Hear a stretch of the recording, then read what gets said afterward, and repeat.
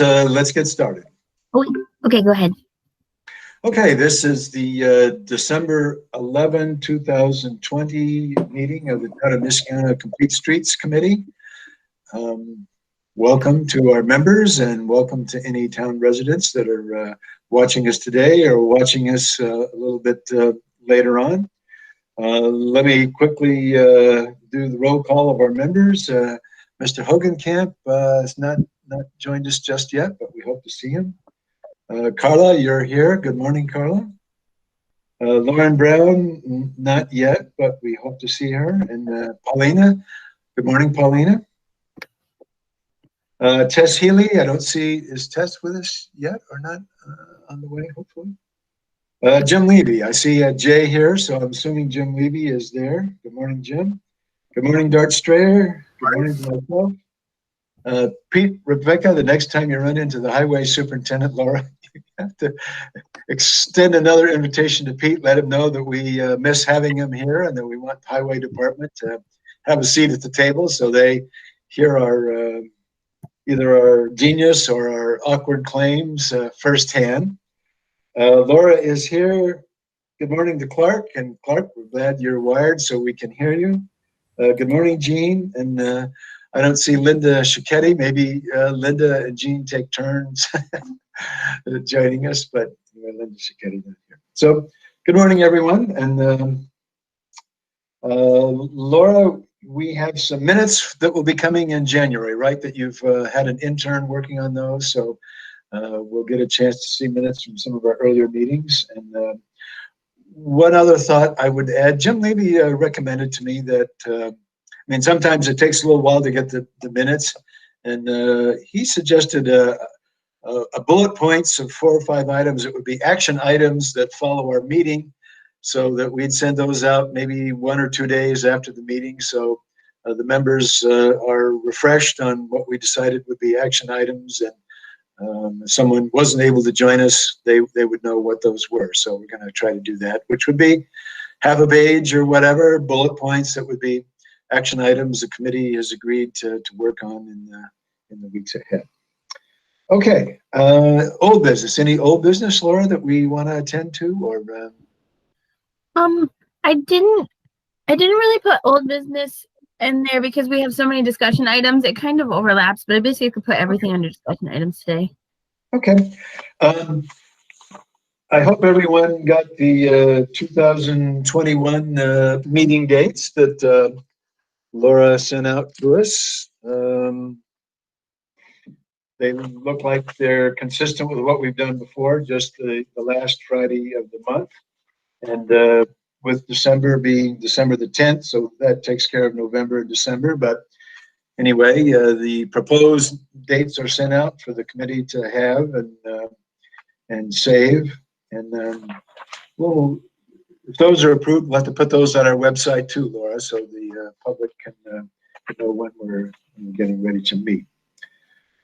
Okay. If you guys have any comments on them or anything, we could discuss them now. Otherwise, we would probably basically just, adopt them. And then if we need to change them in 2021, we can. Okay. So I will move that we adopt the dates that Laura Robertson sent out to the committee as our meeting dates for calendar year 2021. So I'll move that. Looking for a second. Yep, I'll second it. Second by Dart Strayer. So up or down on these meeting dates? All approved? You can hold up your hand. Okay, thank you. Any opposed? And we reserve the right, of course, to change them if we have something that comes along that we need to address at that time. So these would be our approved meeting dates for 2021. Thank you. Okay, let's move on to discussion items. Number 1, recommendations to town board on standard traffic calming measures and requests. And this I added after we did the Regent Street project. A couple neighbors had some ideas on some other things that we could try or should try. And some of them, I almost think that we kind of need to look at the list and if we are saying, oh, like stop signs at a three-way intersection, like for instance, Barcelona and Regent, let's put stop signs on Regent as a traffic slowing device. One resident suggested that. I generally think the traffic planners don't see that as a good option for slowing traffic. Maybe residents do. So, we might want to respond to that, but, we also have speed bumps, reducing the town speed limit to 25 miles an hour. I added another one, speed platforms, which I thought that was something that we could look at. That might be something that's not a speed hump, but if you look at Barcelona and Regent Street, if we had painted crosswalks so that a motorist coming down, if the platform went up 3 inches or whatever, it would be enough to let them know that there's something I need to pay attention to. It's a little difference in the road, and it would help slow traffic, but it wouldn't be the kind of bump that would disturb a passenger in an ambulance or would be a problem for snowplows going along to jam the plow, but it would be something that a motorist would have to pay attention to, and they'd slow down.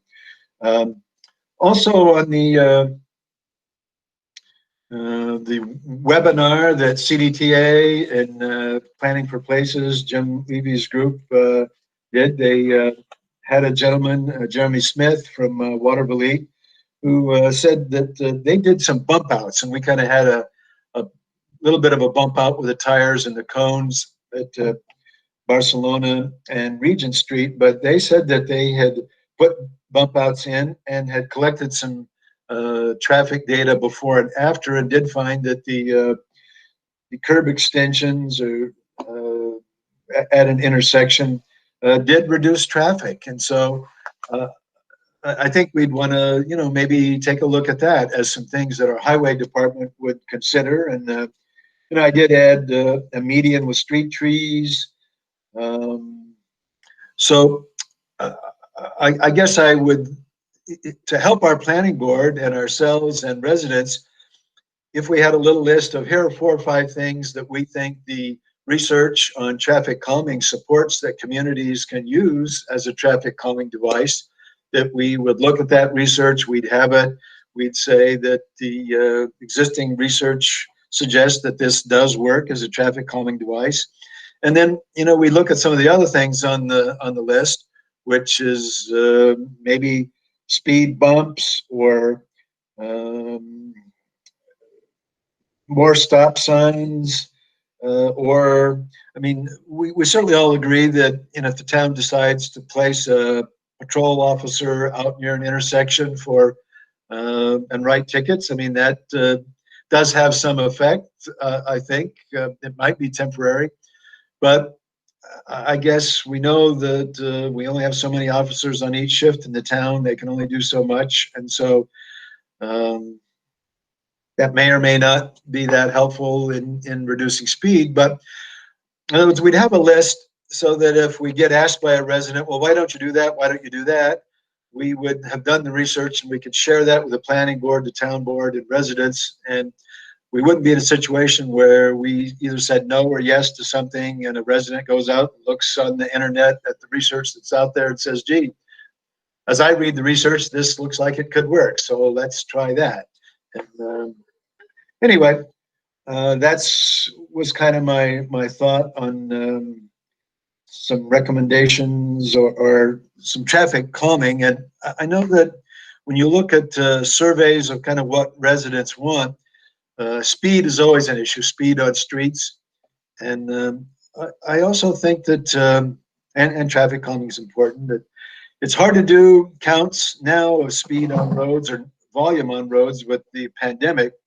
And so I'd almost like to, if we have any traffic data on roads in the town, to find out, what's the volume of cars and what was the average speed?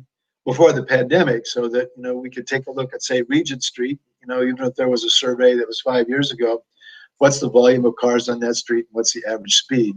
So anyway, I'm open to any committee input on that. And then also, we also next, I think, want to maybe take a look at our chicanes demonstration project, just to see, you know, what did we learn and what else did we maybe want to do better next time. So any thoughts on getting maybe a little list together of traffic calming things that we think are sensible that we'd support? And then if there's some things we don't think make sense, we've done a little research and said what they are. So time for me to shut up.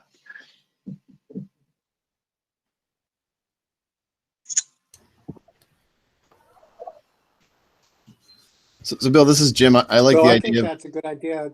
Go ahead. No, go ahead. Jim. I'm sorry. Go ahead. No, I was saying, I think that's a good idea to come up with a list. I think there's a lot of resources out there and true and tried methods that people have tried before. But I think it's really important to make those options and raise them to the town, because I don't think people realize that those are options that are at their fingertips. Go ahead. Okay. Jim. I was pretty much going to say exactly what Dart said, and maybe just to add to that, I think it'd be good for us to have this information that we think are the kind of typical elements or common elements we might want to see in town documented, so that we have a quick kind of go-to resource, so we don't constantly have to go back digging for it from, you know, other resources that are out there. Like Dart said, there's a lot of information out there, but we can compile it so we have it for ourselves, and maybe it's something that eventually goes on the Complete Streets webpage. But it'd be good for us to have that go-to resource for our use as a committee. And I do think there are pictures of examples, like the median with street trees over in Glenville that you mentioned, that we have that. We can go to Waterville, take the picture of the bump outs. We can get one of a chicane. We can get one of a traffic platform. You know, so that we've looked at the research on the internet. We've got some pictures of what they look like, and it's just kind of doing our homework, so we're prepared to respond to the town board or the planning board or any residents about things. So Yeah, and you know, some of these, Bill, like, you know, the discussion of stop signs, I you know, we hear that a lot. I do a lot of this work throughout, you know, the state. Stop signs are part of the toolbox, but stop signs aren't complete streets elements. That's an enforcement and a traffic related issue. It's not traffic calming. Stop signs typically need to be studied and assessed from an engineering perspective, and they have to be justified. So it's a little different than what we're talking about with complete streets. That's more of a traffic issue than a traffic calming issue. But those are the kinds of things we can document and put into this, you know, this document we put together in terms of discussing what we'd like to see, and then maybe even some of the common discussion items that may or may not work, or why they, you know, what would have to be done to do those. For instance, like a stop sign, that you'd have to do a study and see, you know, is there a crash history there? Is there a, you know, a history of an issue that would justify the stop sign? The stop signs typically need, you know, significant justification to go in, for instance. So again, I think the document would be good to kind of put all that out there and have it in one place. So okay, yeah. That's the goal. That's the goal, really, just to have a document for our use and have it in one place, and really to look at the strengths and weaknesses of each, and that way we've done our homework. And if like the planning board struggling with Windsor Drive, if they were like, well, gee, what are some traffic calming things, or what are some traffic calming things that, you know, would be acceptable in town? Well, we'd have the list, and so that would be good. And certainly, I think street trees is traffic calming, and the side path is traffic calming, but we'd need to look at the research on that. So we're not just making this up. It's just not the opinion of 10 people on Complete Streets. That we've taken a look at the research that's out there, and we list some studies, so we're not just making it up. And so that would be part of it. Okay. Just a question. They put stop signs on Rosendale Boulevard, I don't know, over the last 10 years or whatever. Was that to slow traffic there? Yes. Having been on the town board, I mean, we did it for that reason, because residents asked for it. I don't know if it slowed the traffic, but, you know, town board members, you know, they may bend to the will of residents, even though professionals might say, you know, the device that you're adopting is not really gonna achieve what you hope it will, but they go forward anyway. So, I mean, I say that from my own experience because I was on the town board when we voted for some of those, and traffic people over there felt they would help slow traffic, and there was maybe even the police department asked to take some stop signs down because they probably weren't considered legal signs at the time, weren't justified, but we said no to that. So I do think that, you know, when you talk to residents about traffic calming, they certainly talk about enforcement, but they also talk about more stop signs. And so I think it would just be good for us to kind of use Jim's model of, well, who makes that? That's something that the police department looks at, and whether a stop sign is justified, it's really, you know, up to the planning department and police department to do that. And that, generally speaking, probably Complete Streets would not be recommending stop signs as a traffic calming device. It's not, it's traffic management. It's not slowing, but the answer to your question is yes. Okay. And okay. Okay, on our demonstration project, do we want to just touch base for a second on what did we learn about, I mean, I've got a couple observations I'm willing to offer, but I get tired of hearing my own voice. Anybody else want to chip in something on, you know, what are some good things and what else did we learn on our recent chicanes demonstration project on Regent Street?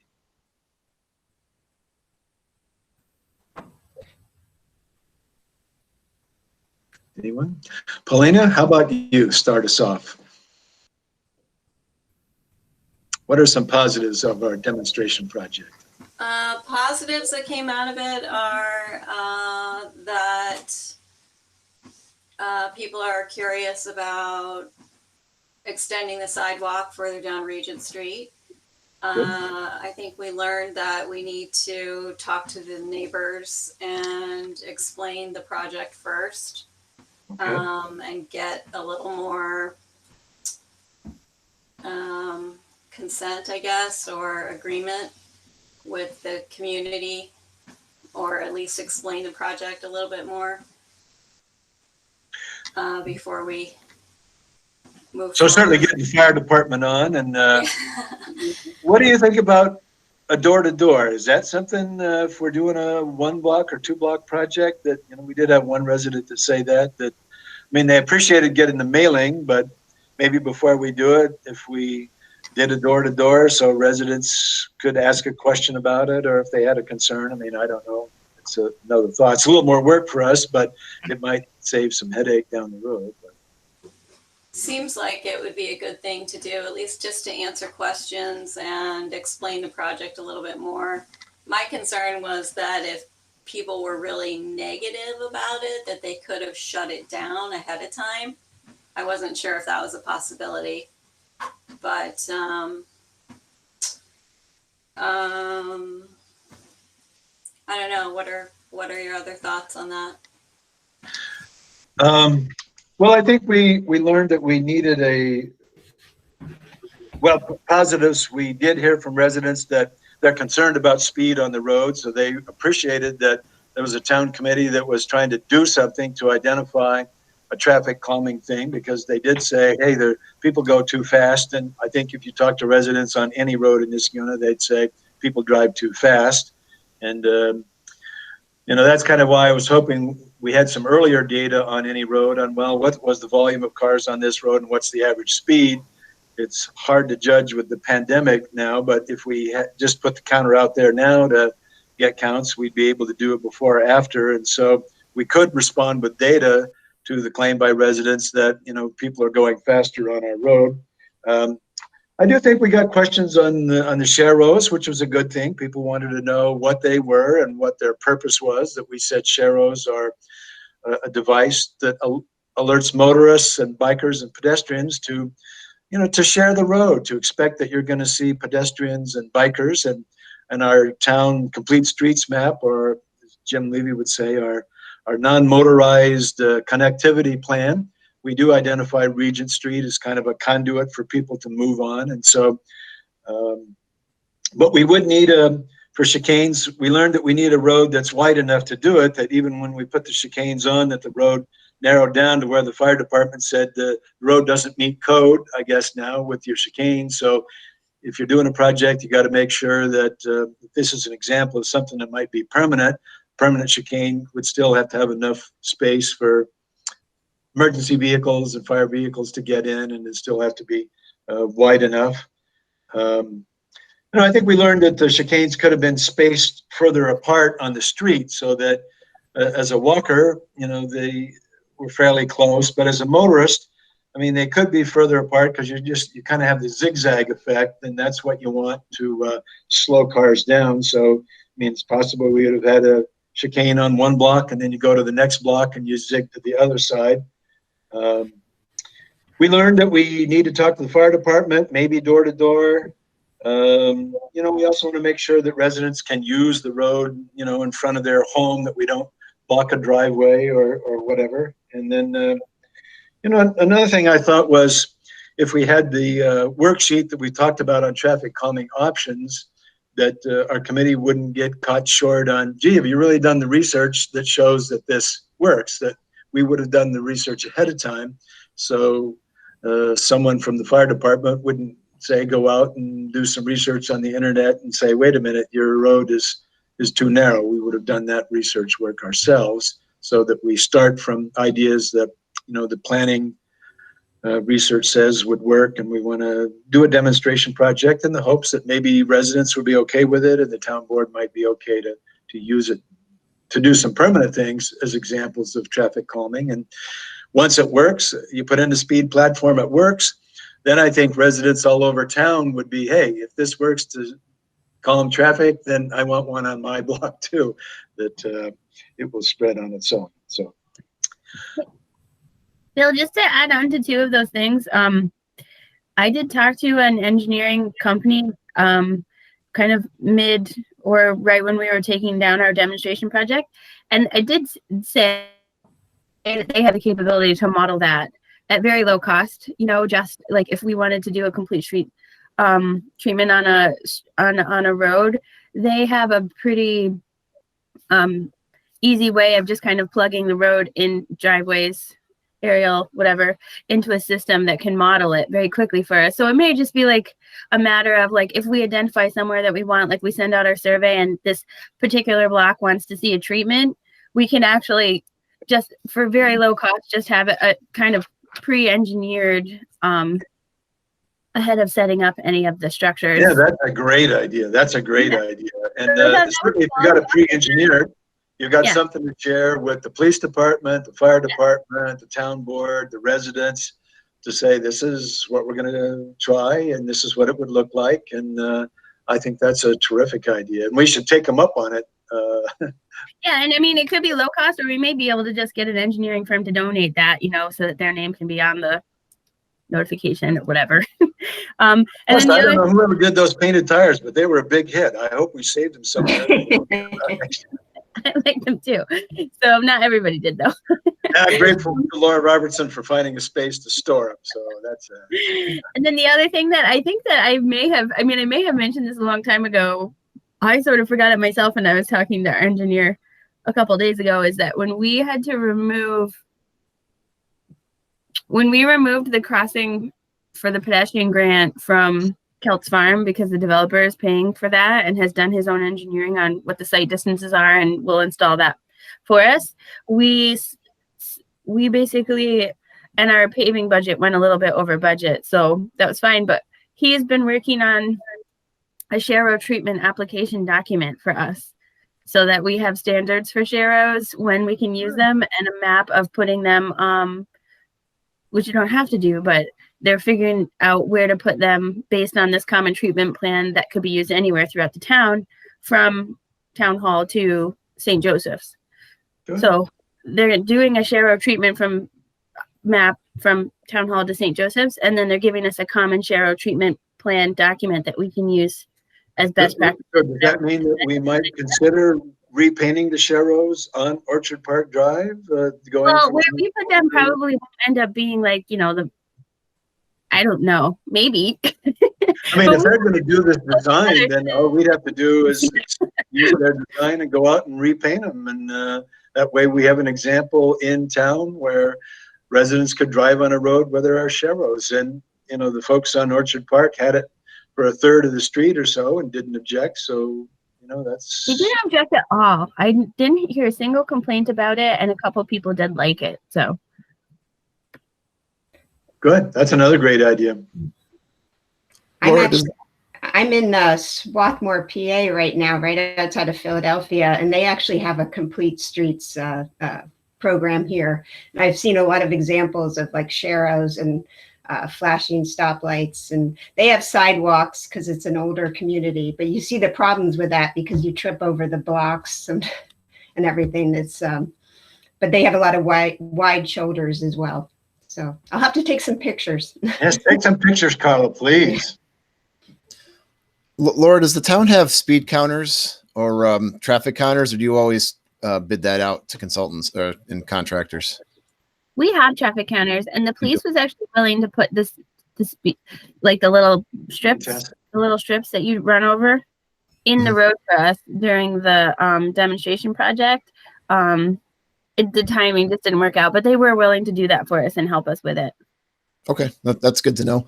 Excuse me. And does the do we know, they have that speed trailer that they bring out, that portable speed radar gun that they put on the side of the roads? Does that track any data, or does it just simply record speed and flash it up on the sign when someone goes by? Like, does it record the speeds and the number of cars that go by? Do we know? So we've been steadily buying more of those because neighborhoods have liked them. And while they are temporary, they do seem to actually add some kind of a traffic calming because visually your speed is flashing at you in your face.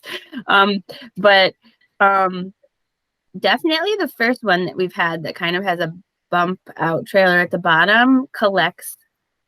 It doesn't have a picture of the car, but it does collect speed, volume. It does have a range of data that it collects over time. Okay.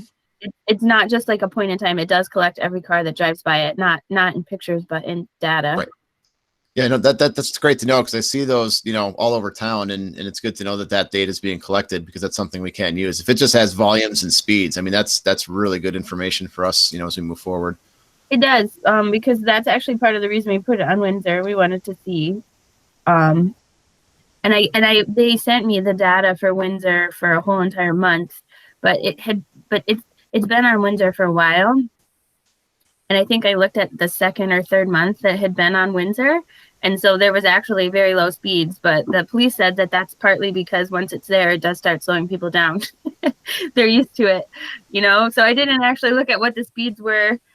I didn't have the data for when the speeds, so when it was originally installed, but after it had been there for 2 or 3 months, like the median speed was actually like at the speed limit or below. So That's good, because sometimes those things actually kind of wear out on people and they just kind of ignore them. So it's good to hear that's not.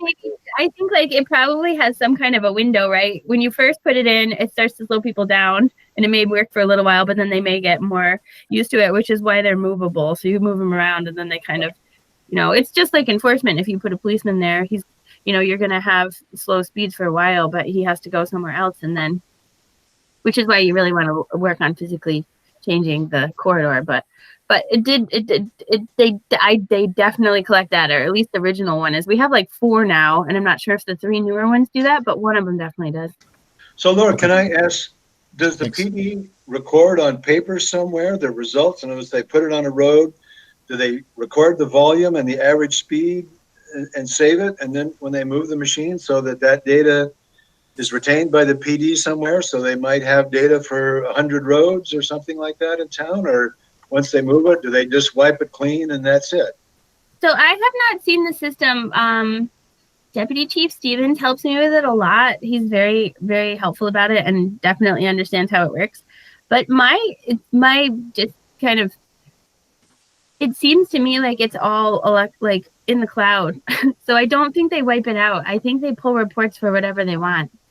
So does that mean if we wanted to get average speed and volume on streets, that it's on the cloud for 100 or 150 streets in the town, wherever those have been placed, that we, especially if we got that data pre-pandemic, then we'd have a baseline for here are roads in the town where we know the average speed, and the volume of cars on a given date on a given road.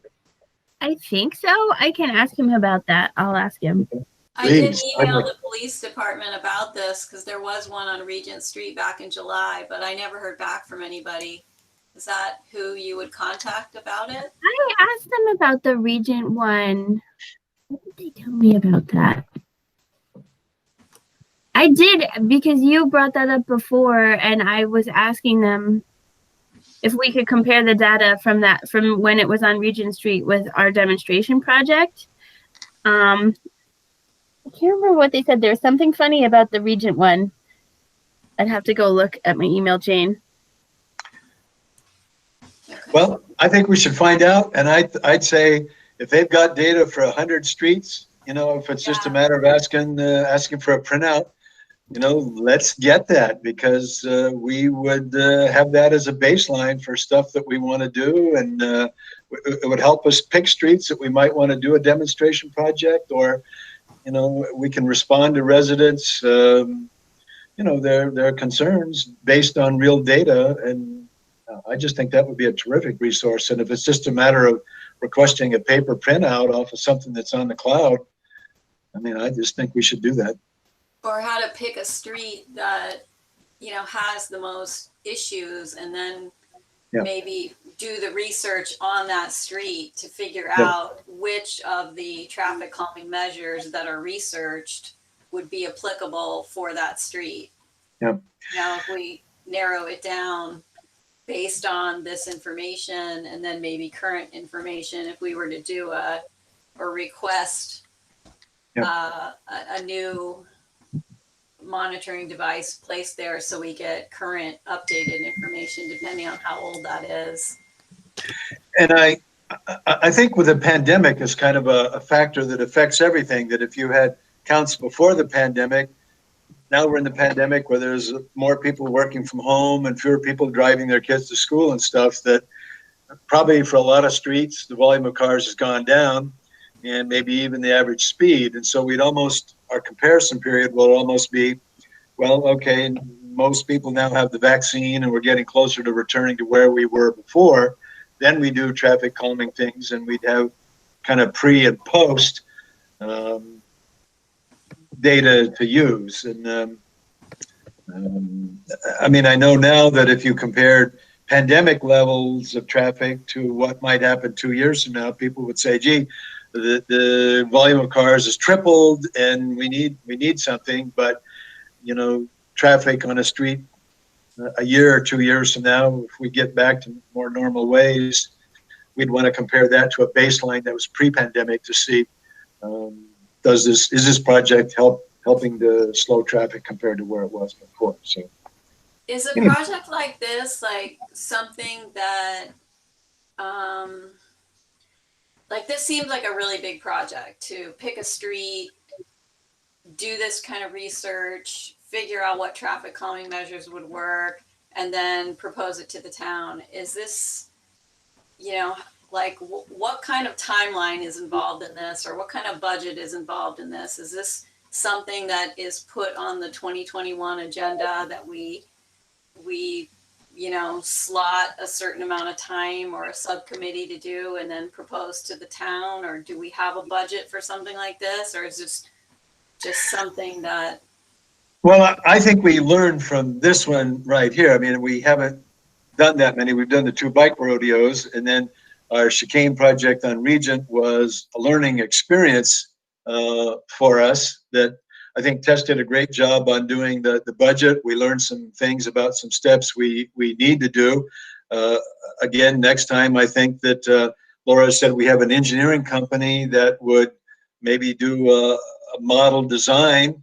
And if we can get some data from the PD on traffic volume and stuff, those are more resources that we'd have to use next time to either pick a street that we want to do a demonstration project on, use this engineering company to do a design of what we suggest. Either we're suggesting a bump out, or maybe another chicane, or a median with trees, or whatever it is. And then maybe I don't know whether the town's budgeted any money, or I guess we probably used grant money for this, but I mean, we do have the cones that we already paid for. You know, we did save the tires.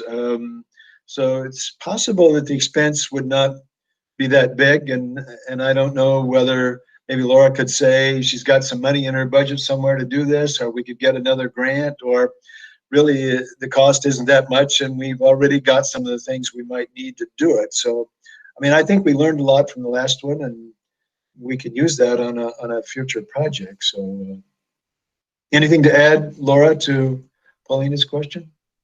No, I feel like it is doable in 2021. If we wanted to do a subcommittee, I think that is helpful to kind of hone in on an area and a treatment using like the things that we just described. And another resource that we may just want to double check, and I think that we missed the last round, but the CDRPC often offers like technical assistance. And so like they would match our hours, and they also have the benefit of having seen these things happen in communities all throughout like the 4 Rensselaer, Albany, Saratoga, and Schenectady counties. So I think it's doable. I think that we have a couple ideas already that we want to try. I know we've been kicking around trying to get a painted bike lane on Grand, but that's county road. We do own Lexington, so we may be able to do a like a temporary bike lane, which would narrow the width of that road, and also, you know, encourage people to be biking, using that as a biking corridor, which would be a different treatment that we could put out there and see how it does with traffic coming. It may be less controversial. There's all kinds of things we can try, though. I would love to try those little mini roundabouts somewhere in Oniscuna too, or down in Avon Crest maybe. So I think it's doable. I guess it also kind of depends on you guys' level. We could put it as a goal for 2021 and kind of break out, you know, a committee that would want to start working on it, or we could put it as a goal for 2021, 2022 and see if we get CDRPC to help us next time they have a technical assistance solicitation that comes out. We could pay attention. So, Laura, I was just going to say CDTC also has their, and I'm looking it up right now, their Capital Coexist Traffic Safety Ambassador Program, and that they usually have about $20,000 or so that they give out generally annually, but that obviously is, you know, refreshed every year. That program will allow us, or does provide money for demonstration projects, and we have used that, I believe, in the past for the first bike event we did, for 2 of them, yeah. So we have used that once, but we could use it potentially for a demonstration project. I believe based on the criteria I was just looking at really quickly. It's super competitive because there are lots of communities that go after it, but it is something we can consider doing if we need a little bit of money just to help kind of push us over the, you know, the top for whatever we might need. So that's something to consider. And then obviously we'd have to look at the deadlines. That usually comes out in the, I forget, does it come out in the spring or the fall? But the advantage to that is that they're typically like, you know, $3,000 grants, but that's all you need to have like a professional actually design your demonstration project for you, which would take a lot of the burden off of the committee. So that, yeah. And to get that professional engineering background with the turning templates and things you talked about would be good just to put on paper. So yeah, I think that grant comes out early in the year, so we'll keep an eye on that. Okay, yeah, you get this too.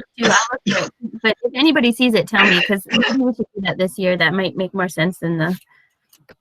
So I think one of our goals for 2021 is we want to do a demonstration project. So I think maybe at our January meeting or whatever, we should start with some ideas, or even if there's a subcommittee that wants to get started, that, as Paulina has suggested, on you know, what's something we might want to do in 2021, maybe a path along Lexington Boulevard or some other project. We should start thinking about a project and apply to, you know, get some money. And one thing about writing a grant is it does focus us on what we're going to do and what would have to happen and what some costs would be, that even if we didn't get the grant from one party, we could apply to another, or, you know, approach our own town board about getting some money to do something, and or bake up a bunch of pumpkin pies and get the money there to do a project. But that's a good idea, and I think we should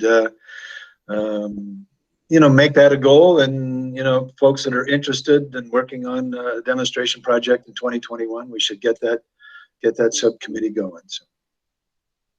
Okay, so I know this is all super great discussion, and I could talk, but in the interest of time, I'm just going to summarize quickly that we are going to look at potentially like common traffic calming practices that we can work on, both in support of the committee, the website, and the town board, planning board, and that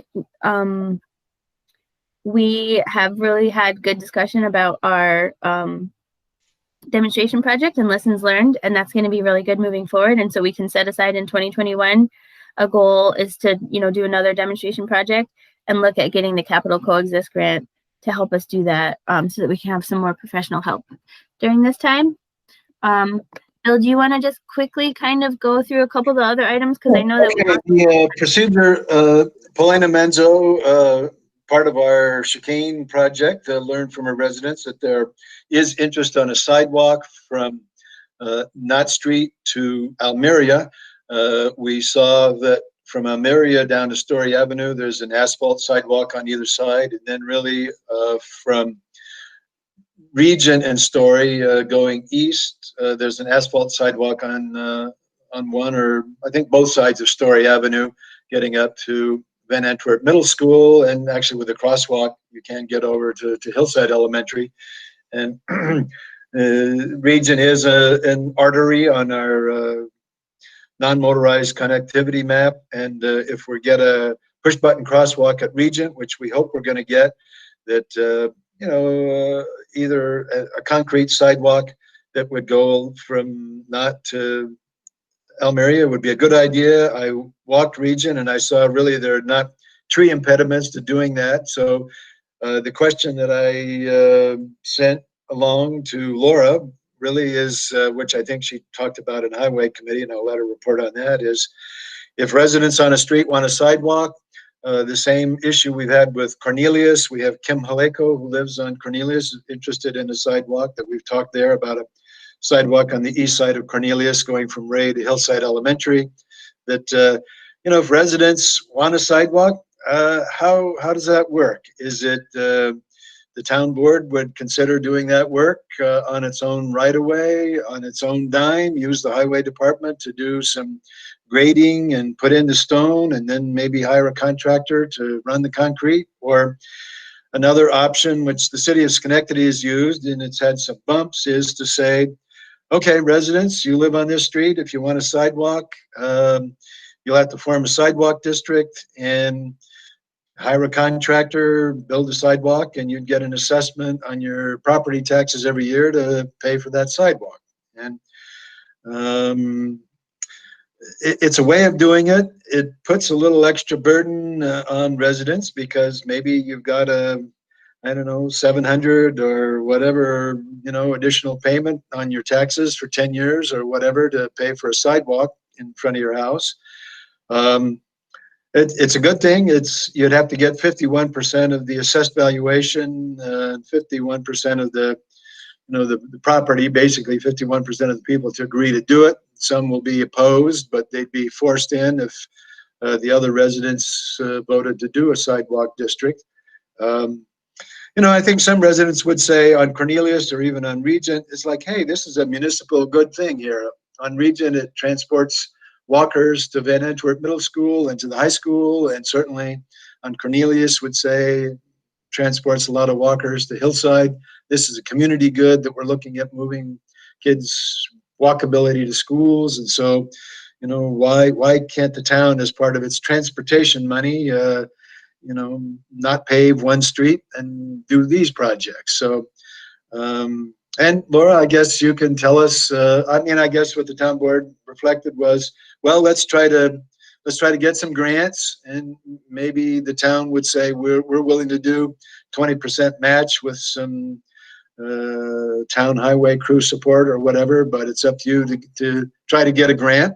And maybe Jim Levy would say there's grant money out there. We just need to be aggressive and put together a project and apply for it, and that's the path. So, Laura, if I'll play Rachel Maddow. Did I get anything wrong there, or? would you say that's about the status of things?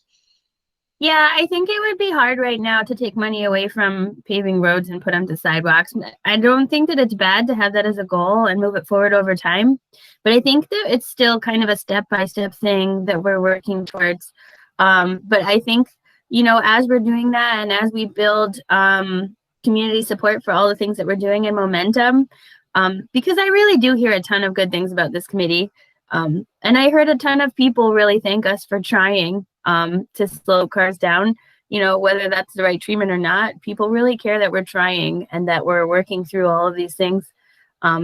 And so I think that you guys all have a lot to be proud of. But that aside, I think that probably the last thing that you said about working towards grants, the town being willing to do a 20% match wherever they can is probably realistic. And then I do think sidewalk districts is a possibility. I have never seen one form. I do think that it's, it would be allowable. Certainly we do have code for it and have done it for other things. So that is also a possibility. Would you be willing But to I check think- with the town attorney to make sure sidewalk districts are legal in the town of Niskuna? Yeah, I mean, yes, I can do that. I mean, we have lighting. I've seen a lighting district go. I've seen a sewer district go. I've seen a couple of special districts go in my time, just not specifically a sidewalk one, but I wouldn't know why that wouldn't be the case for that to happen. But yes. I'll check. So what do committee people think about applying for a grant that would be both Cornelius and Region, or could we apply for a grant for 2 streets that we think are priorities, or Well, should we once just? the crosswalk goes in across Knott Street, would Regent be on the walk home from school? Could we apply for safer routes to school? Yeah, I think every step you make makes you more competitive for a grant. So you can say, look, we spent this money here. We've identified it as a main corridor. The money's already going. The people are being directed here. Now we really need these sidewalks. It makes you more competitive for sure when you do an application. Hey, Laura, Absolutely. just one thing that I don't think I've ever brought it up in the Complete Streets. The neighbor that does have that house, that's kind of the one that is the issue with Plum, she is very still willing to have a conversation with whoever she needs to have a conversation with to help facilitate possibly putting in a sidewalk on that side of the street. So I just want to kind of put that in there, and then I'll make sure it goes into the minutes, okay? Okay, thanks, Jean. Jean, where would this sidewalk go on Plum? You mean It's from Plum to Van Antwerp, or where exactly on Plum? Yeah, going to Hillside School, Bill. Okay. That small segment between the two, and I'll tell you right now, because I take my kids in every day to Hillside. There are so many vehicles, buses, and people walking and biking in there. Even now when it's cold, and I rode my daughter in this morning. It was 30 degrees. The mix of people all on that, and it's a somewhat narrow section of road there. It's not good. We really, if we can look at a sidewalk, that should be one of the priority elements. I know we talked about Cornelius up above looking into Hillside, and that is as well. I mean, the cars and buses backing up now to get into Hillside are more than they ever were, as we all expected and anticipated. But that lower portion is, it's not very long, and if the neighbor is willing to work on that, I think that could be a really quick hit and win. It's not as expensive, especially working with someone. This is the town. The town could conceivably do the grading and put an asphalt sidewalk from the exit on the parking lot at Hillside down to Van Antwerp. I mean, is that something we could do ourselves, the town, maybe? With an asphalt? We'd have to look into that. But I think this goes back to, keeping that prioritized list and even reprioritizing occasionally when you find out that we have property owners who are willing and anxious to do something in a place that needs it. So, taking that map we have and constantly. Sorry, go ahead, Pauline. I've been going back and forth emailing with Bill about the overall sidewalk, or what are you calling it? The non-motorized connectivity map, to see, what are the areas that are missing? What are the priorities? Because Regent, may not be the priority, like you just identified, Jim, this road on Plum is a higher priority, and maybe we should be applying for grants for little sections like that instead. And so I was just trying to see, is there maybe another goal in 2021 should be that we finish digitizing that map get community input, and identify what the priorities are, and then start working on getting grants or finding money and getting the town on board for connecting these corridors, like, you know, the sidewalk that's missing on Knott Street, or making the schools the priority and putting in sidewalks to finish these paths for schools. Like, what is our priority list? You know, let's identify that and then make that our goal for 2021 and finish that. Actually, part of that, Paulina, we did try to do that in the beginning of 2020, that we did identify 3 priorities for the town that we wanted to ask for, and 3 priorities for the county, 3 priorities for the school, and 3 priorities for the state. And so the school, we did hit that because we looked at all of the campuses and we provided input to the school district engineers on how they could improve each of the school campuses to make it more bikeable and walkable. And then the county, I think we said Rosendale Road, we said the crosswalks at St. Joseph and River, and the crosswalk at Knott and Regent Street, and then some work at Craig Elementary. And so we had done that. And just refreshing myself, I think townwide, we gave the town 3 or 4 priorities, one of which was the sidewalk on Cornelius Avenue, hike and bike path on Birchwood from Troy Road down to the school. I think maybe some stuff at Craig Elementary. I think finishing the 2 blocks on Knott Street from Baker down to Lexington. So in some sense, we did exactly what you're saying, which is to say, okay, we've got our big complete streets map. We have lots of things we want to do. Let's pick 3, because we said if we give them 20, they'll just set the whole list aside. But if we give them 3 priorities, and so we did do that. And you know, one of the other things was to ask the town to put $50,000 in the budget, and you know, we couldn't get that in. But you know, we can certainly take a look for 2021 what our priorities are, whether they're the same ones, but identify those. So. Yeah, Bill, I guess another one was the hike and bike paths in River Road Park that would let us connect Hempstead over to Rosendale and Iroquois. That, you know, in the grant that the town got, we wanted them to pave some of those asphalt paths so that if middle schoolers could get over to Hempstead, then they could get through River Road Park and then, you know, school. So that was another priority. So I think we've tried to do that, but go ahead, Jim. Yeah. Yeah, I was just gonna say, Bill, my only real comment there is that, you know, what Gene mentioned in that segment, that there's a willing, you know, landowner in a place that's kind of important to do this. It's just that we constantly are looking at our priority list and saying, hey, if there is someone who wants that to go in, and it is a high priority location, even if we didn't necessarily identify it, just constantly looking at our list and updating that to make sure we don't miss that opportunity. You know, if there's someone who wants to do it, it's gonna be a whole lot easier to get it in than, you know, doing it through a sidewalk, district. Oh yes, I agree with you. If you've got town residents. See where we're at with that. You know, has anyone responded? Are we putting more pressure on them? Are they, you know, not responding to that? Do we need to go back and say, where are you at on this list? You know, are we moving forward with any of this? Are we revising the priorities? Do we have community input on that? You know, just to keep moving forward on that project. Yep, absolutely.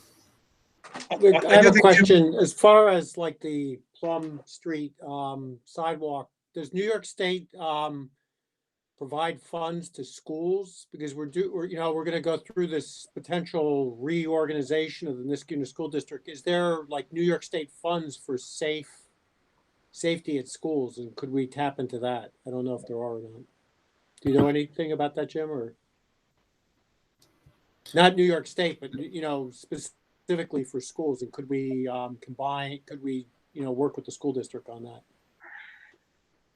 There was a Safe Route to School program, Laura. Does it still exist? I'm not sure if they still fund it or not. I think it does. I don't know of anything specifically to grant it to schools for them to do work off of property. Grants are a little bit funny sometimes. They do like to keep like we originally applied for this grant to be able to do the sidewalk on the city of Schenectady side as well. and they won't let us, right? So like a lot of times grants are a little bit funny with lines of ownership and, you know, where the funds can be used based on what pot of money they're coming from, the line that they're being drawn out of per whatever budget is allocated for the grant funding. It gets a little tricky. It doesn't mean that there isn't something out there, but it would be more likely, like I think even Safe Routes to School was a municipal program that was in support of the schools, versus like the school grants are mostly for on-school property, which doesn't necessarily be a bad thing because there's still a lot of improvements to the connections that the town's making to the school property. They need to happen on the school side. And I'm sure they're in the same fiscal crisis that, you know, most local governments are. So those things are going to be hard to fund right now. So that's where those grants would be really important. But it would be unusual for a grant to be able to go to a school for them to do work in the town, right? It would be an unusual, not them saying that it wouldn't happen, but it would be unusual. No, yeah, Well, Laura, let me you're think right. about this. Jim, should we go out there and just get some counts of cars and pedestrians on Plum and try to do a push ourselves to get a walk path along there that would just go from Hillside down to Van Antwerp on that one or two properties? I mean, if we got a resident that's interested, we've got some counts of how many people that are there.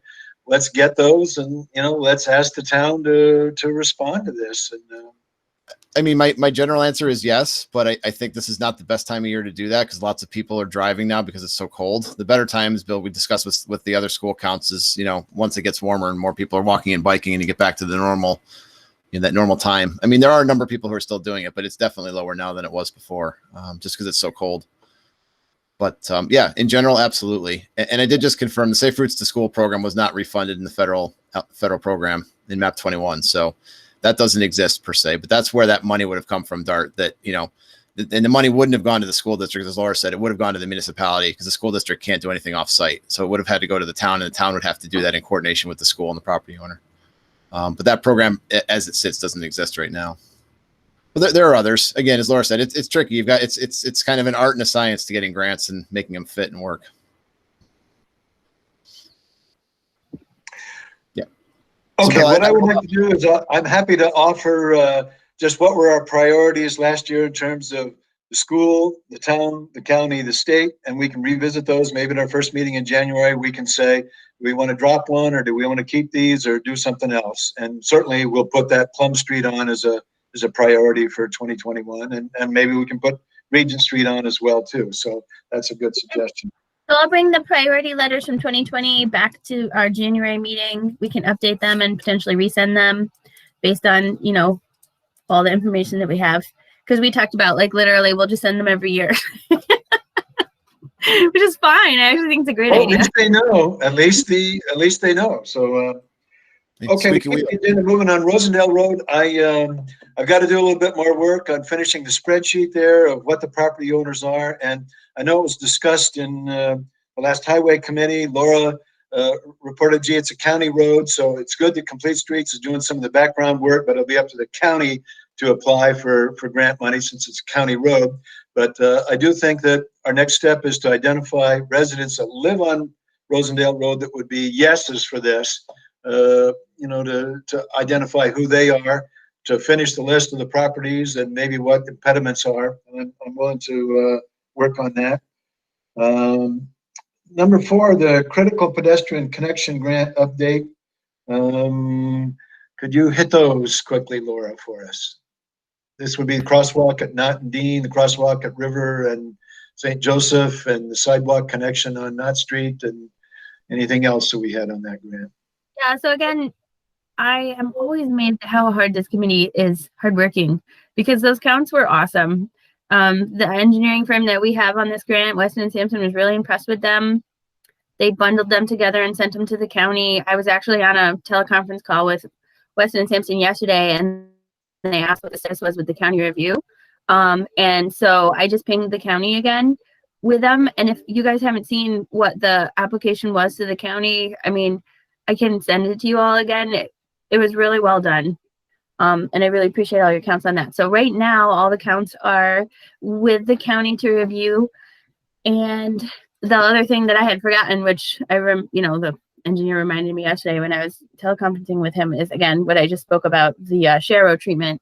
they're coming along and they're feeling very confident about it. And they've been reviewing Shero treatments like in Oregon and places where the chevron actually kind of guides the biker for the next step to stay on the, because it's like between Town Hall and St. Joseph's is actually a designated trail. It's like a connection to the Empire State Trail, the Mohawk Hudson Bike Hike Trail. So there are some signs out there, but he's been looking at the way that Sheros work with signs for on-street trails, and like the chevron will actually kind of tell you what's going to happen to the road up ahead by like pointing a little bit, which I've never seen, but they were going to show that to us and have us take a look at it. But I do think that's cool, because then it's not only, yeah, bikes are sharing the road, but yeah, bikes, this is, kind of be on the lookout for the, for the next place that you're going on this bike path. So I think that's kind of cool. It's like a hybrid bike path, Shero treatment that they're looking at for Orchard Park. And then again, this common document for Shero treatment, like standards that you would use for placing it anywhere throughout town, anywhere that we, can get support for areas that have to be on street for connections. So that's cool. That's coming along. I'll keep you updated. Okay, so we're optimistic that the county is going to spend that money on these projects. Is that right? Or we've provided data in support of doing that, and we're hopeful that they are actually at some point going to do these projects, I guess. Is that fair to say? Right. Actually, we're the ones that would spend the money, but they have to give us the permit and approval because it's in their right of way.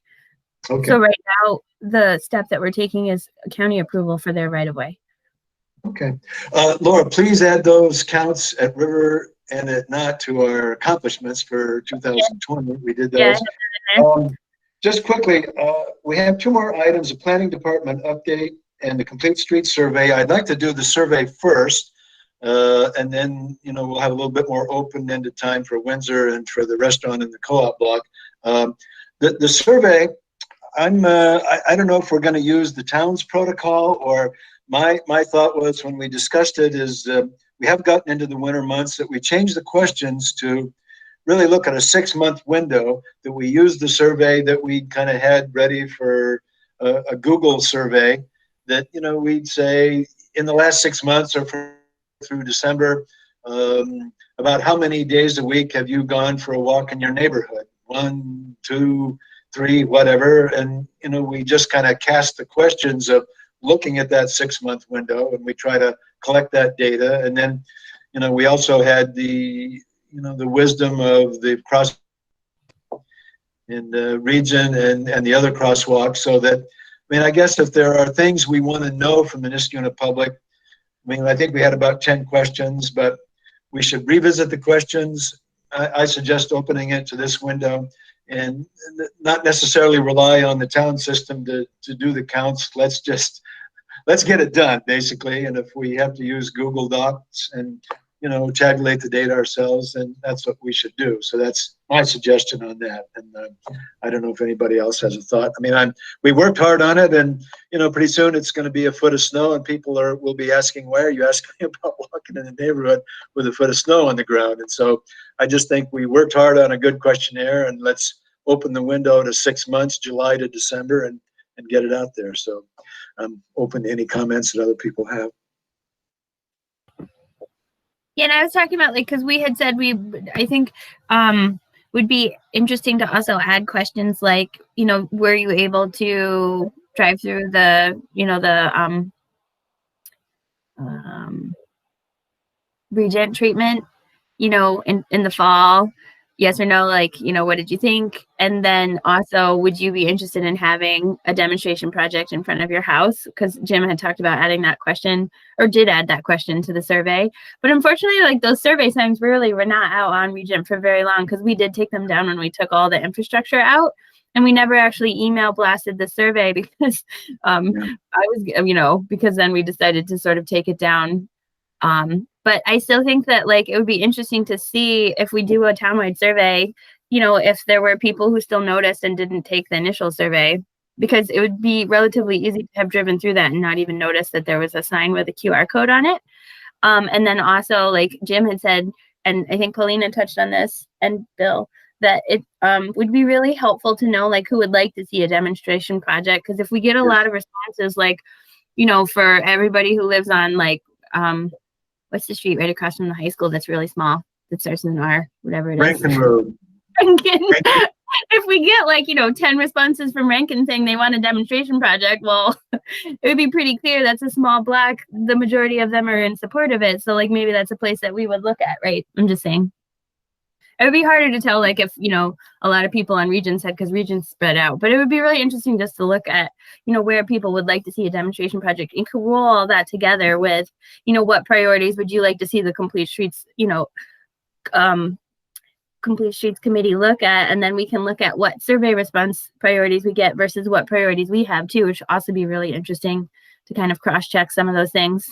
So, if we roll all that into an end of the year survey, hopefully we can get people's attention during this holiday time, but if we can, I think it would be really, really good. And then like we were saying, you don't have to close the survey. Like we could just put it on our website so we could get like the initial boost from the email, but then anybody who was kind of like looking us up could fill the survey out and we could periodically check what people were saying on it as well.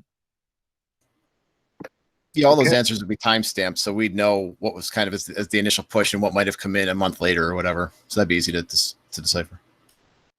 Okay, so are we going to do the Google survey, do our own questions, send it out, or are we going to use the town system for collecting data? Are we resolved one way or the other on that? So I do appreciate all the help that the town did try to do on the survey, but unfortunately they kind of rewrote the questions and then they became difficult. And so I kind of sent them back to Jim. I think we should abandon that. We should use our own questions, do it Google, send it ourselves, and tabulate the data ourselves. Yeah. And, that's my recommendation. The original Survey Monkey I did is still up there, so we can send that link back out to everyone and make any updates or changes we need. Well, can you it doesn't have to be combine the Survey Monkey original survey with the like just a couple more demonstration questions, like the ones that you had in the other Survey Monkey, like combine the two of them together, and then maybe just add some overarching like 2020 questions on what your priorities are for the board, and then it would sort of just be like a 2020 survey, not actually a specific. I mean, 2020 is COVID-19. So it would have COVID-19 elements. It would have, demonstration project elements, and it would have like, what would you like to see elements? And that would be what we're collecting data on, which it's almost there. We really only have to combine two surveys and then add like two more questions probably, I would think. Okay, I'm happy to work with Jim on that, and we'll get that moving. Let's talk about planning department updates, and Laura, if you could do a little update on Windsor, and then let's visit the proposed restaurant in the co-op. Okay, I don't have too much that's changed from Windsor since the last time you guys looked at it. I know you had said like try and put a bend in the bike path, which was brought up at the planning board, I think by David DiArpino, even actually separately from you guys looking at it, and the developer did like that idea. So I don't know if he's actually updated those plans, Clark, since that, but I know that they are trying to just make that a little more pedestrian friendly to discourage cars from driving on the bike path. I think you guys do know that they, do think that it's better to remove the pavement on the Windsor Drive stub to kind of discourage random parking and, things happening there, and just make it more of a grand entrance from the bike path to Blatnick Road with some trees and plantings and lupins. And right now the status of it is really just in engineering, which can take a while. So when there's kind of final engineering, I'll bring it back to you guys. But right now it's still being worked on with all the things that you had suggested are all being taken into consideration. Shannon Boulevard, I think you guys had that recommendation to try and make a trail to the Leishakill, and that's evolving and doing well. It was a really good recommendation, and they are trying to make that happen. We've got good conversation going with the Nature Conservancy. The developer has agreed to kind of section off a large section of the land conservation area to become open space for the town of Niskayuna. And I know the one that Bill was kind of talking about is there's a proposal in the Knott Street Plaza right now for a restaurant. And that is really a tenant change, which wouldn't typically come through through the Complete Streets Committee, but it does have a lot of public comment the town board has gotten over 150. I've gotten probably at least 100 emails about it. And there's a lot of interest in would it be walkable, like where are the cars going to park, like what can we do over there. And I do think that all of those questions are really important, and I read all of them. But I think that some of them are probably more addressed with as far as walkability and parking, like the parking the planning board can work on where the cars can go. But as far as walkability, it kind of ties into the Knott Street improvement project that the county is doing, where it's going to be upgrading the sidewalks and making landings for people and really actually making that whole plaza much more walkable on the Knott Street side. And then that tie into the town just recently awarded a contract for traffic calming in the area, and also to realign the Clifton Park concept plans. just to be clear, this isn't engineering and it's not construction. It's for concept plans for that area to see if we could get everybody on board with something that would work, and then we would go to, if we can, engineering and construction. But the concept plans is probably the most important to figure out what we want the area to look like. And a lot of that has to do with, like potentially adding more parking and sidewalks and walkability on the Clifton Park Crescent side. So all of these things are kind of coming together and coordinating interestingly on the same time. And I think at the last Economic Development Committee meeting, I know Dart was there, we talked about potentially having the planning board take some lead on reviewing the intersection to some extent because there's so much public comment. But I do think it would be very helpful to have some Complete Streets members on any committee that's reviewing those concept plans, so that, because they are literally looking at traffic calming treatments and, walkability. So I think having a couple of members of the Complete Streets Committee on a task force that's like looking at that intersection and how it can work with the county plan and how it can work with any tenant changes and parking would be really helpful.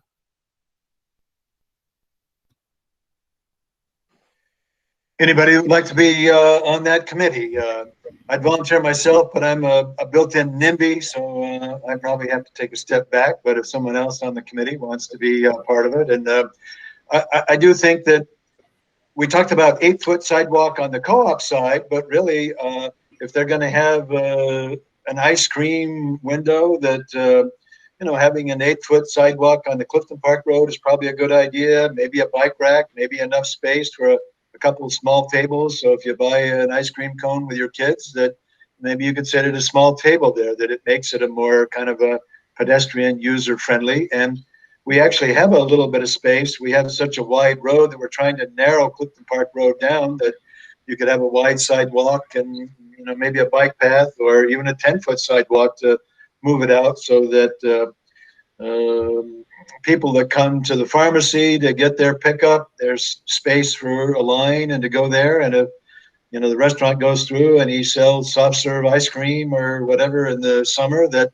there'd be room for a little queue out there in the summer, and maybe 2 or 3 tables, and then some parking, maybe even a bike rack there. And certainly the curved landing in front of the Lang's Pharmacy, so that it narrows Clifton Park Road when you're coming on the sidewalk on Knott Street to get across.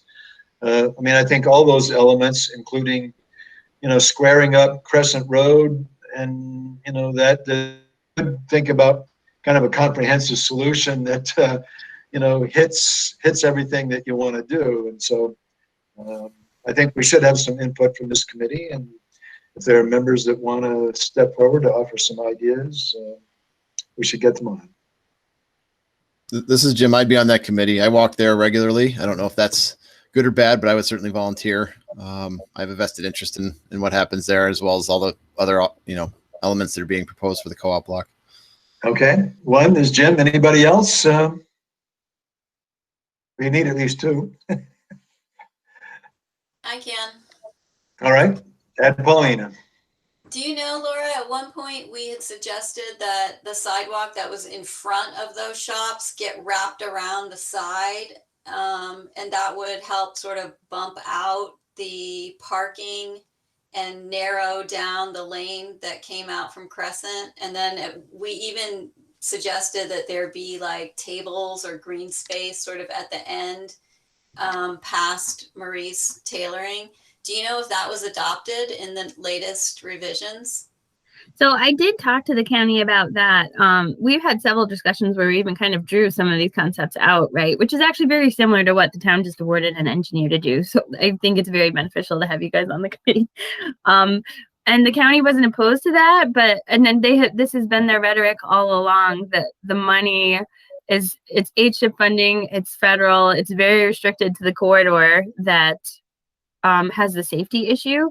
And so they are not able to wrap the sidewalk around the property and do those improvements there, which is really, so But essentially. we can ask Metroplex. We can ask Metroplex. Yeah, but they just keep taking it back to the table to go outside of that right of way. Metroplex is doing anything that's outside of that right of way that faces Knott Street.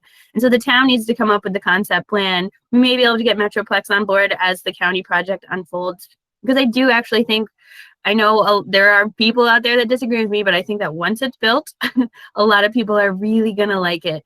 And then there's going to be a lot of, draw, you're going to have more sidewalks, you're going to have more lighting, and it's going to be easier to start pulling in more money from Metroplex and these economic organizations to start pulling that onto the other side of the building. There was no objection from the county, but they're just unable to incorporate that into this. It's a very restrictive grant. They're unable to incorporate those kind of things into this grant. Well, as long as the plan's developed to make sure that the space is reserved for something to happen in the future, that's vital if it can't be done now. So that's good. Yeah, and I did actually specifically say, like, if our concept plan comes up with something so that, like, your little island right now shows, they actually neck down the entrance into Clifton Park in their plan, right? Because they have this big curved island landing for the crosswalk. And if our concept plan shows that being changed so that I think they have some parking spaces that actually face Knott Street on the other side of the curb. We're like, we don't really like those. Like, this is our concept plan. Can you re-engineer that island a little bit so that, so that the parking spaces are like X? I don't think they have any objection to that. I've talked to them about it a couple of times. And I know, there's a lot of opinions out there about this area, which to me tells you that it is very important to our town center. And there is a lot of interest in it because there are so many opinions. But we do have we had an RFP. We got like 6 different engineering companies that were willing to work on this. And we did end up choosing the MJ Engineering because they just were cheaper and they are able to provide more for every dollar that the town spent.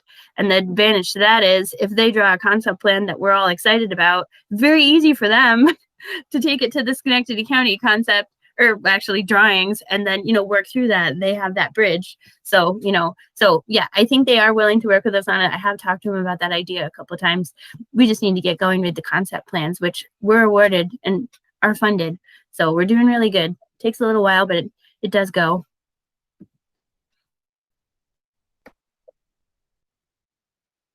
Carla, you need to turn the sound on. I'd be willing to help out with that too if you need an extra person, but if you're set with 2, that's fine. Let's add Carla to the list too. Another genius on this committee will only know. And I would add as a footnote that, if either the new restaurant guy or Lang's applies for a facade grant from Metroplex, it's possible part of that facade would include sidewalk work in front of the store, so that Metroplex is doing 250 as part of the match on this. But if we ask them, they might come up another 100,000 or 50,000 to turn the corner and to pay for the sidewalk work on the Clifton Park Road side to help that project out, because they want to see the whole district be successful. So you've got now the restaurant, Lang's Pharmacy with a window on that side, the seamstress, a barber.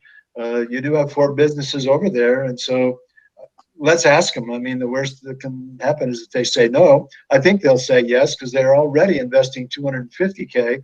If you said we need another 60 to do this, I think they would be open to that. And so I would take the M&J design, ask Metroplex if they, up their money. And even if they give it in terms of a facade grant, they're helping with the brickwork or the doors to both Lang and the new restaurant. That ask them if they'd make the sidewalk in front part of the facade grant improvement, and that would be a method or a venue for them to do that. So Yeah, so that's the hope. They can be a really good bridge, right? If we have a good concept for our side, and they've already invested the money into the Knott Street side, and there's clear benefit to everybody to have these things like, coincide. I think that is the hope that, hopefully Metroplex can help, and our legislatures and anybody who has some power out there to have the attention drawn to that area would be the goal. Yep. And so then Okay. What was the holdup on that? You were getting a new engineering firm to do new traffic assessments, but do you think that the project will move forward before the restaurant will go in, or will the restaurant go in before the traffic calming measures and parking lot improvements will be done? the timelines, it's hard to speculate with the amount of kind of scrutiny that's going on all of the projects. But as far as the timelines go, the county, I think, is getting set to do RFP and, potentially go out to bid, in maybe February. And so I think they're still on schedule to try and do the construction in 2021. The restaurant's timeline, I think that the action is proposed for the special use permit in December 22nd of the town board. And so then it going back to planning board, you wouldn't see probably final approval if, everything can get worked out, to January. But, as far as our concept plans going to engineering and getting out to bid, that'd probably be the last piece.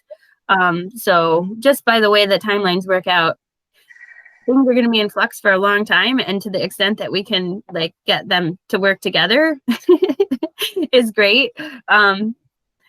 But I can't really say, because a lot of it does depend on, things that are outside of my control and boats and things. But we certainly can start getting those concept goings and try and make everything be synergistic if we can. I just made that word up. I'm not sure it's real. You guys know what I mean. Okay.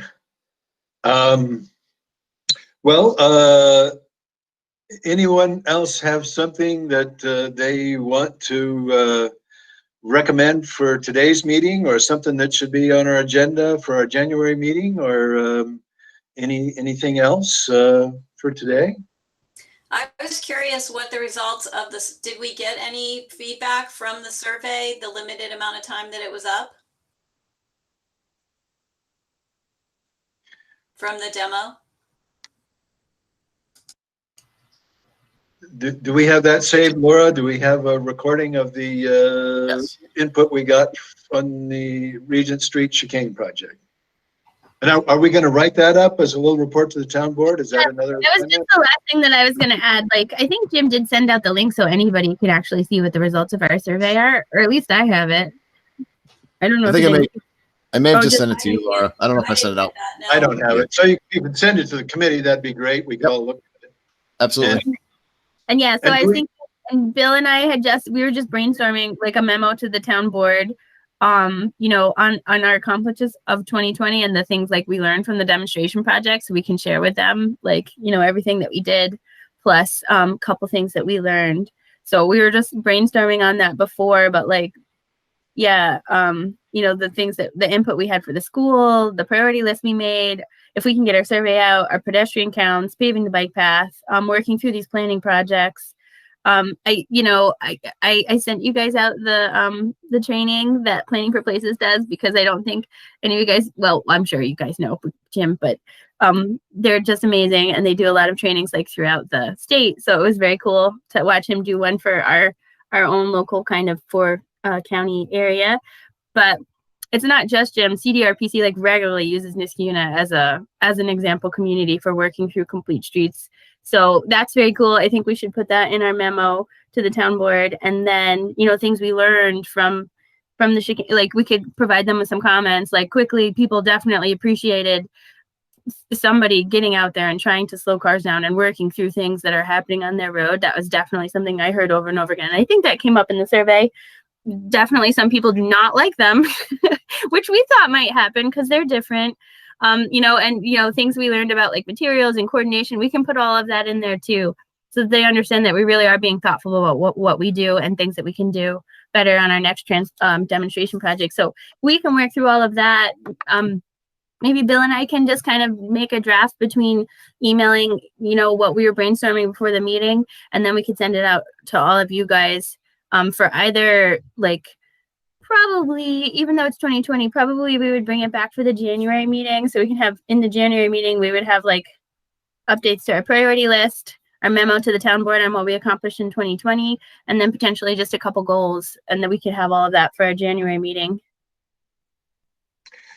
And on the website, we'd have 2020, but I do want to go back and revisit the minutes and our notes so that on our website, we'd have an Excel sheet that would list what did we get done in 2016. We had workshops, bike rodeos, whatever we did in 16, 17, 18, 19. We want to put those on the website. We'll put 2020 out there so that any planning board member, town board member, conservation advisory council, or a citizen looking at the Complete Streets committees like, well, what do you folks do? We've got the town board adopted policy on complete streets, and then we've got our accomplishments in each of the last 5 years on things we've been working on and doing, so that, and then obviously a link to complete the survey, and then the electronic copy or the digitized copy, connectivity plan, our bike and walking connectivity plan for the town of Niskuna would be out there as well too. So, actually you could, getting our plan digitized, that's another accomplishment we got out of Mark Storty. And so we want to put that on accomplishments, and we hopefully we'll have a revised website, some suggestions, so put that down as an accomplishment. And so we'll work on that. And then I would like to follow up on just either talking to Laura or anybody else who wants to chip in, that we want to say, here are going to send you 5 bullets in a day or two that are the action items for, this meeting, that, we're going to revisit our priorities for 2021. We're going to have a subcommittee look at a demonstration project in 2021. We've got some committee people that are going to look at the co-op plaza, make some suggestions. We're going to look at some traffic calming things, work on that list of things that are up or down or whatever that we want to suggest. So the work items that we set in front of us, who knows how quickly we'll get them done, but we'll at least make them bullets. We'll send them to the committee and get those out there so we all know what we've agreed to work on. Finally, Laura will be sending an email out to all of us in December asking if you want to be on the Complete Streets Committee again in 2021. I hope everyone says yes to that. We've had a good working group and gotten lots of things done. So unless there's something else, I'm glad everyone made it today. Thank you to town residents that have tuned in, and one of the things about the meetings that we always line up a lot of work for ourselves, so we've at least got lots of work in front of us, and hopefully we'll work on it to get it done. So unless there's anything else, I'll entertain a motion to adjourn, and I'll encourage everyone to be safe and have a happy holiday, and to thank each of you, Tess, for your work on the demonstration project, and Paulina, Carla, everybody that helped gather the traffic counts and do all the other work that we did during the year. We should give ourselves a pat on the back. And even though the town board hasn't put 50K in the budget for us, at least they're happy we're working on things. And so we want to get as much mileage out of that as we can. And if we can't get them to put money in, we can certainly try to get them to pony up on the matching component on projects if we get grants, and I think they'll do that. And if we can, there's some winter work that we might be able to get the highway crew to do. I think that's important. And I do think when they kind of hesitate on some of these things, one is we're encouraging walking and biking in the community. And as a committee, if we're going to do that, we want to make sure the infrastructure is in place, because otherwise we're encouraging biking and walking. But if we don't have healthy infrastructure, then we're putting kids and adults at risk trying to get out. I mean, I can't tell you the number of people that have said, how do I get across Knott Street? So having the crosswalks is important, that if we're going to push pedestrian, we're going to push the infrastructure that's got to be there so people can safely get around. And, we don't want to have to wait for somebody to get hurt before we do the right thing. We want to do the right thing the first time around. So anyway, thank you all, and entertain a motion to adjourn. Second. Thank you, Bill. Okay, thanks everyone. Have a good holiday. Bye-bye. Thank you. Bye. Bye-bye.